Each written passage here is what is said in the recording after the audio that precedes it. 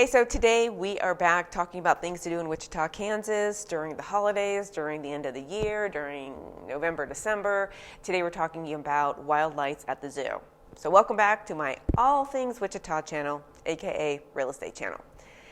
Here's just another great event to take the family to when it's darker throughout the day. So of course checking out lights at night is the great thing to do during the shortened days of November and December.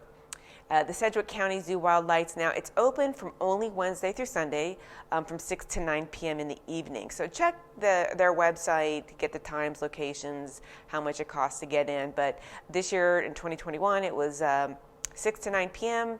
Wednesday through Sunday in the evenings.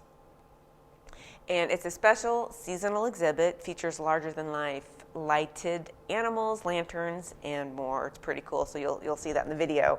And I want to thank a great friend who has a photography business here in town.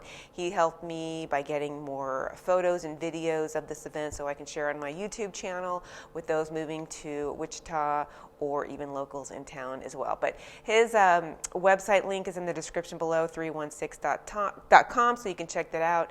Now let's get to it. Let's check out wild lights at the Sedgwick County Zoo.